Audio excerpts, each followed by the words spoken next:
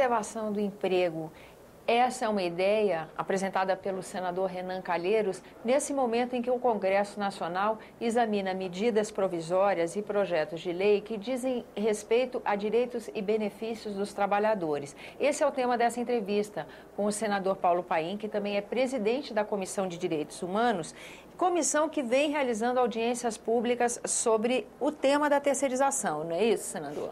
E a preservação do emprego. E a preservação do emprego. Porque tanto essas duas MP, que eu sou contra, tanto a MP 664 como a 665, elas mexem no seguro-desemprego, pioram a situação para quem fica desempregado. Alegando que são correções de distorções. Não, correções pode-se fazer, mas façam com aqueles que efetivamente têm desvio de conduta.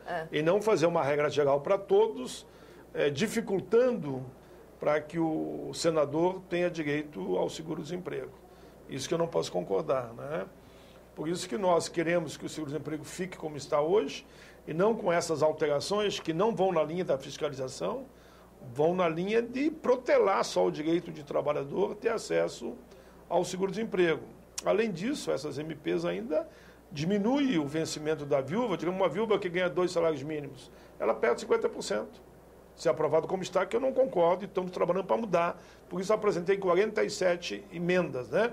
Ela ganha 2, perde 50%, vai passar para 1 salário. O abono é para os pobres, aqueles que ganham até 2 salários mínimos, têm direito a 1 salário mínimo, agora querem também retirar esse abono da forma que está, criando uma série de dificuldades, inclusive fazendo proporcional ao tempo trabalhado durante aquele 1 ano. Então, tirando daqueles que são os mais pobres. E depois o pescador. Eles estão fazendo uma confusão, dizendo que o pescador que tem direito à Bolsa Família não terá direito ao seguro-defeso. Uma coisa complementa a outra. Ele tem a Bolsa Família e recebe o seguro-defeso na época que ele não pode pescar. Naquele período ele tem, então, um seguro, porque naquele período, para que os peixes possam se multiplicar, na época da fecundação, ele não pode pescar. Isso é defender a natureza, defender o meio ambiente. Isso é uma economia sustentável, né? Claro. Então, eu tenho demonstrado a minha indignação com essas MP e tenho dito, era a hora, inclusive, de nós resolvermos a questão do fator previdenciário, aproveitar essas MP que querem mexer em questões da Previdência, de nós resolver de uma vez por todas essa história do fator previdenciário, rejeitando o fator que está aí já há mais de 10, 12 anos, e aprovar aquela fórmula que é adotada para os servidores públicos, que é 85-95. Eu tenho que explicar isso porque as pessoas fazem confusão. Quando a gente fala 85-95, eles acham que é 85 anos de idade a mulher e 95 anos. Por amor de Deus, quem fala isso fala de má fé e é mal intencionado e é um mentiroso. Eu tenho que dizer isso porque estão espalhando isso. E quem espalha sabe que está mentindo. 85 significa que a mulher vai poder se aposentar com 55 anos de idade, 55 e não 85, com mais 30 de contribuição, a soma dos dois, que dá 85. E 95, o homem, 60 anos de idade, 35 de contribuição, vai dar 95. Ou seja, por essa fórmula, a mulher vai se aposentar com 55 anos de idade, com salário integral, o homem com 60 de idade, com salário integral, enquanto que, pelo fator, para se aposentar com salário integral, ambos somente depois de 67 anos. Ou seja, para a mulher, significa aí trabalhar 12 anos a mais do que aquilo que ela poderia se aposentar com essa fórmula que eu estou explicando.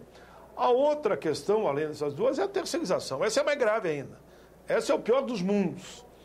Eu chego a dizer, e realizo uma audiência pública no dia 14 de maio, já fiz 2, farei mais uma, essa aqui no Senado, no Petrônio Portela, com a presença confirmada já de mais de 500 líderes dos trabalhadores de todo o país, onde o título é terceirização, revogação da Lei Áurea. Porque a Lei Áurea foi assinada dia 13 de maio. Então, no dia 14 de maio, eu quero mostrar que eles estariam revogando a Lei Áurea. Uma coisa equivale à outra. Equivale à outra, voltando ao tempo da escravidão. Por quê? Como é que funciona a terceirização descabida, sem limite, como eles querem? Que pode terceirizar tudo. Vamos dar um exemplo. Um banco. O banqueiro só vai contar o dinheiro e vai pagar aquela parte que ele tem que pagar para a empresa que ele contratar para administrar o banco dele. Essa é uma empresa terceirizada, que vai botar funcionários lá dentro, no caixa, como contínuo, como gerente, a qualquer momento muda, tira, manda para onde bem entender, os trabalhadores não terão mais uma referência na empresa onde trabalham. Qualquer momento eles deslocam de uma empresa para outra e ainda não vai haver responsabilidade solidária por parte da empresa contratante, porque a contratante é a que contrata um terceirizado. E esse vai fazer o que bem entender, uma metalúrgica. O dono da metalúrgica, que hoje tem lá seus departamentos, todo organizadinho, não vai precisar fazer mais isso, não. Ele pega qualquer escritório aí, o escritório vai lá, ele assina um contrato com o escritório ficha lá 200 trabalhadores, 100 ou 200 e manda trabalhar lá. A qualquer momento ele manda para outra empresa. Quer dizer, vai ser uma bagunça generalizada, tem prejuízo na CLT, prejuízo na Constituição e prejuízo no salário do trabalhador. Está comprovado que as empresas terceirizadas pagam 30% a menos que a empresa matriz, é onde mais tem acidente no trabalho. Ou seja, cada 5 mortes, 4 são de empresa terceirizada, mesmo que esteja numa empresa matriz. Cada 10 acidentes chamados sem morte, 8 são de empresa terceirizada, porque eles não dão condição de trabalho, não dão segurança, esses terceirizados não fazem parte da CIPA, é uma esculhambação generalizada. Senador, mas eu vou pegar um gancho aqui nessa sua fala. O senhor descrevendo o que é a situação de um trabalhador terceirizado nos dias de hoje no nosso país. São 12 milhões, né? Exato. Não era a hora de aproveitar essa chance para colocar uma situação mais justa para essas pessoas, em vez de simplesmente ampliar e diminuir a força da CLT? Exatamente, essa é a nossa posição, é a posição de todas, ou da maioria das centrais sindicais e das confederações. Nós queremos legalizar a situação dos 12 milhões de trabalhadores terceirizados, para que eles tenham direito a tudo que a empresa matriz paga para aqueles que já estão lá como seletista, que eles possam ter todo o equipamento de higiene, segurança, enfim, que a empresa tem, que o salário seja igual, que haja responsabilidade solidária, ou seja, se a empresa mãe perceber que a terceirizada não pagou o direito dos trabalhadores, e ela for acionada, ela vai ter que pagar todo o direito que a empresa terceirizada não pagou. É isso que nós temos que fazer, valer todo o direito que estão na CLT, ou seja, o empregado terceirizado terá que ter os mesmos direitos que aquele que não é terceirizado. Aí nós resolvemos a situação desses 12 milhões e não trazemos prejuízo para outros 40 milhões que estão com carteira assinada, legalizada e que poderão, o senhor que está me ouvindo nesse momento, não importa onde você trabalha, se passar esse projeto amanhã, você vai estar na rua, porque ele vai preferir contratar uma empresa terceirizada e demitir você. Ou seja, criou um terror nos 40 milhões de trabalhadores desse país com carteira assinada. Porque o empresário, grande parte do empresariado, são os mais avarentos, né?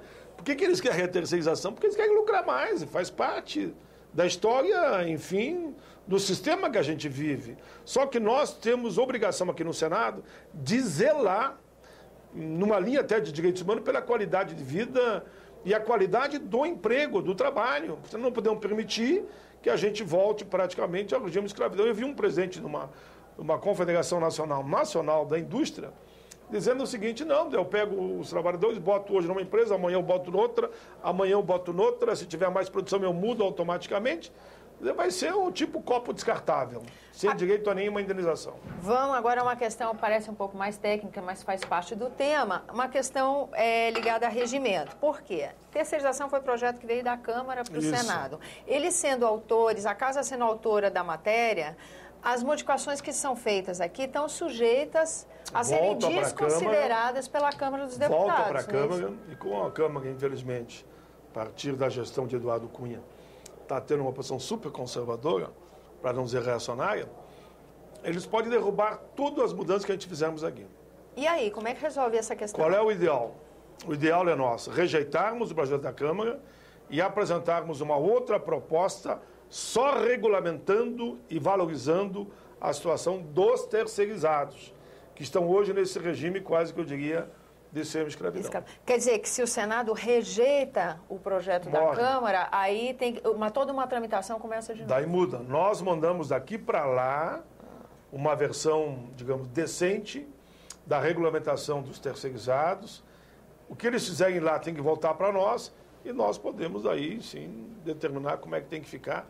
O que nós queremos é valorizar o terceirizado e não retirar o direito dos trabalhadores como eles estão querendo, aquele que tem carteira assinada, ação seletista e tem um contrato formal numa empresa chamada Matriz. Agora, esse não é um procedimento usual entre as duas casas, né? Não é, mas a batalha está instalada, né? Nós vamos ter que, ou a gente caminha para construir um grande acordo, tirando a atividade fim e botando a responsabilidade solidária, dizendo que tem que cumprir a CLT, acho que tem que ter os mesmos direitos previdenciários, trabalhistas, enfim, inclusive em matéria de segurança no trabalho, e faz um acordo com a Câmara antecipado para eles não mexer, ou a saída é derrubar esse famigerado projeto que vai revogar a Lei Áurea por via indireta, e apresentar um outro para tramitar daqui para lá. Bom, e nesse ambiente, senador, como é que fica a participação do cidadão? Se o cidadão bota um e-mail, manda um e-mail para cá, conversa com o seu parlamentar, isso colabora? E-mail, claro, e-mail, carta, telefonema, faça contato com o seu deputado, com o seu senador, dizendo não à terceirização, não ao PL 30 de 2015, que esse é o número aqui no Senado. Esse projeto é um descalabro, é um absurdo. Eu chego a dizer que é um projeto que interessa só a vagabundo, chama um projeto vagabundo. Aí me perguntam, por que vagabundo? Porque o vagabundo monta uma empresa fantasma, explora o trabalhador, ganha um monte de dinheiro e não trabalha. Nós vamos encerrar, então, essa entrevista deixando esse convite para que você pense sobre o assunto, se manifeste, entre em contato com o seu parlamentar, troque uma ideia. Esse é o programa Argumento. Eu agradeço a sua presença aqui, senador, e agradeço a você a sua atenção. Lembrando que também você pode fazer sugestões e críticas ao nosso trabalho aqui da TV, e para isso é 0800 61 2211. Agora, se você quiser rever esse ou outro dos nossos programas, senado.leg.br/TV. Até a próxima.